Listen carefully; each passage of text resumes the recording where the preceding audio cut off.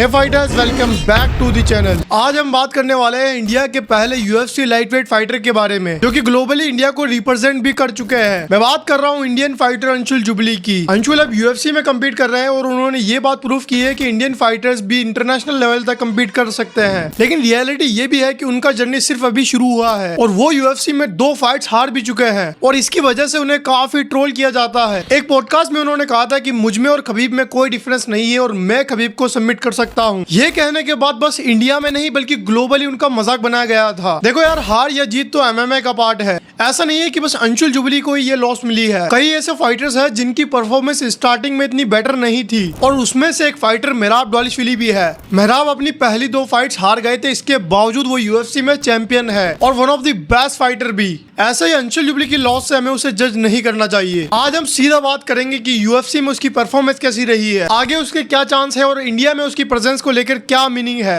Anshul jubilee Uttarakhand से और उन्होंने अपनी MMA ट्रेनिंग चालू की थी एक वहीं के लोकल जिम से, बिना किसी बिग बैकग्राउंड, बिना किसी सपोर्ट के। उनका भी एक स्ट्रगल फेस रहा है, उसके बावजूद कई अचीवमेंट्स भी है। 2023 रोड टू UFC टूर्नामेंट में उन्होंने इंडोनेशिया के फाइटर जेका सागिन को नॉकआउट करके रोड टू UFC कॉन्ट्रैक्ट जीता था और इस फाइट को जीतने के बाद ही अंशुल इंडिया के पहले लाइटवेट फाइटर बने। ये एक जेन्युइन अचीवमेंट थी क्योंकि UFC में एंट्री लेना एक ह्यूज स्टेप होता है, स्पेशली जब आपकी कंट्री मिक्स मार्शल आर्ट में स्टिल डेवलपिंग स्टेज पर हो। UFC में अंशुल का डेब्यूट इंप्रेसिव था, लेकिन उनके नेक्स्ट फ्यू फाइट्स उनके लिए टफ रही और उन फाइट्स में क्लियरली ये दिख रहा था कि UFC लेवल का कंपटीशन उनके लिए एक नया चैलेंज है। अभी भी हमें काफी इंप्रूवमेंट की जरूरत है। टेक्निकली तो होना जरूरी है पर मेंटेलिटी भी काफी मैटर करती है। लेकिन अंशुल की एक पॉजिटिव बात भी है, वो हर फाइट के बाद अपनी मिस्टेक से सीख रहा है। बट स्ट्राइकिंग में वो थोड़ा और बेटर परफॉर्म कर सकता है। अभी उसका लेवल टॉप लेवल से दूर है, लेकिन पोटेंशियल बिल्कुल है। अगर वो कंसिस्टेंटली इंप्रूवमेंट करता रहे तो अपनी नेक्स्ट फाइट में डोमिनेट कर सकता है। अब बात करते हैं अंशुल के UFC में फ्यूचर की। लाइटवेट डिवीजन UFC का सबसे कॉम्पिटिटिव डिवीजन रहा है, जहां इलिया टोपुरिया, अरमान सारुकियन और चार्ल्स ओलिवेरा जैसे वेल फाइटर्स मौजूद है। तो रियलिस्टिकली अंशुल को टॉप 15 में आने में भी टाइम लग सकता है। अगर वो अपनी नेक्स्ट फ्यू फाइट्स जीत लेते हैं तो उनका कॉन्ट्रैक्ट एक्सटेंड हो जाएगा और उन्हें और भी एक्सपोजर मिलेगा। लेकिन अगर वो 2 या 3 फाइट्स और हार जाते हैं तो UFC उन्हें रिलीज भी कर सकती है। ये UFC सिस्टम का एक पार्ट है। अगर कोई फाइटर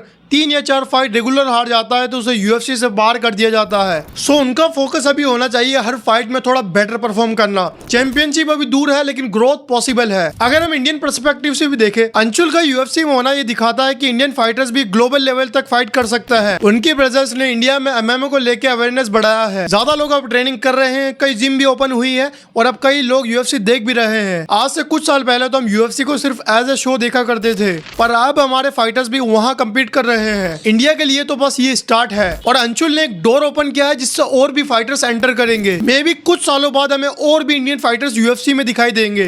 इसीलिए हमें फाइटर्स को सपोर्ट करते रहना चाहिए। देखो यार, अंशुल जुबली परफेक्ट नहीं है लेकिन वो ट्राई कर रहा है और यही सबसे ज्यादा इंपॉर्टेंट है। जब एक इंडियन फाइटर UFC में कम्पीट करता है तो बस वो अपने लिए नहीं बल्कि पूरे इंडियन MMA के लिए फाइट करता है। अगर फैंस उन्हें सपोर्ट करते हैं तो और स्पॉन्सर्स आएंगे और अपॉर्चुनिटीज मिलेगी, जो कि बाकी इंडियन फाइटर्स के लिए भी रास्ता खोल देगी और उन्हें मोटिवेट करेगी। सपोर्ट का मतलब ये नहीं कि उन्हें ओवर हाइप करो, बस फेयर सपोर्ट रखो। जब वो जीते तो अप्रिशिएट करो, जब वो हार जाए तो उन्हें मोटिवेट करो। अब आप मुझे कमेंट्स में बताना कि अंशुल जुबली और बाकी फाइटर्स को हमें सपोर्ट करना चाहिए या नहीं। और अगर वीडियो अच्छी लगी हो तो एक लाइक तो जरूर करना। मैं मिलता हूँ आपसे नेक्स्ट वीडियो में।